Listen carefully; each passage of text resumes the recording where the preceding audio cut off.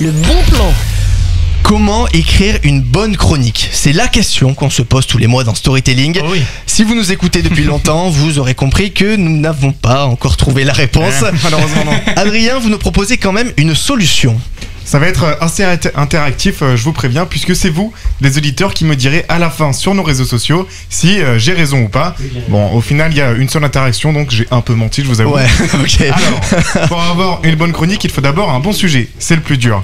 Après être allé sur Topito, leshistoiresinsolites.fr ou ChatGPT environ une dizaine de fois pour trouver la perle rare, c'est bon, vous avez quelque chose. Maintenant, il faut le défendre auprès de la rédaction. Sauf que si vous avez Benjamin Poulain dans votre équipe comme moi, Attention à ce que vous dites. il va absolument tout refuser. On répète donc l'opération. Ok, c'est vrai.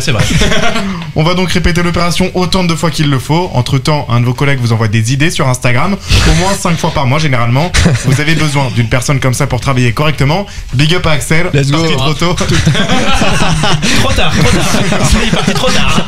Toutes ces propositions vont quand même être refusées au final, donc il a pas servi à grand chose. Oui, c'est vrai. Une fois que vous avez trouvé la perle rare, Adrien, le sujet des sujets, le Graal, qu'est-ce que vous faites? Vous vous lancez dans l'écriture du papier, isolez-vous, prenez un parchemin, une plume, de l'encre et laissez le talent opérer.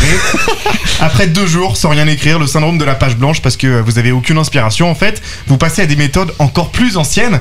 Rendez-vous sur Word. Un truc potable. Écrivez des blagues et construisez votre chronique autour d'elle. Par contre, il faut un prérequis, vous devez être drôle de base, sinon ça va faire des énormes blancs. À la tuile. Compliqué. Parce que autant attention à avoir fait rire ses parents parce qu'on est tombé quand on avait 6 ans. Ça compte pas, il faut vraiment un véritable palmarès. Ok, donc il faut être drôle, bien écrire et avoir un bon sujet, en gros, c'est tout. Non, c'est pas tout. Là, vous avez juste une chronique tout à fait banale. Pour avoir une bonne chronique, il faut être original. Donc une fois que vous avez écrit tout votre texte, il faut le changer pour le rendre original. Soit incarner un personnage, soit chanter, soit avoir l'idée qui matche parfaitement avec votre sujet. C'est bon, on a enfin une bonne chronique là, Adrien. Non, toujours pas. Une fois que vous l'avez terminé, que vous êtes fier, que vous vous êtes attaché à votre chronique, vous avez peut-être même développé des sentiments pour elle. Moi, ça m'est déjà arrivé une fois, je vous avoue. Cette seule fois, vous avez encore été Il est temps de la donner à corriger à votre patron. Quand elle vous revient entre les mains, il y a tout qui a été une blague sur 5 a été gardée, vous avez le cœur brisé, mais c'est enfin une bonne chronique au moins. Oui, au moins c'est toujours ça. Merci beaucoup, Adrien Hardy. Le bon plan.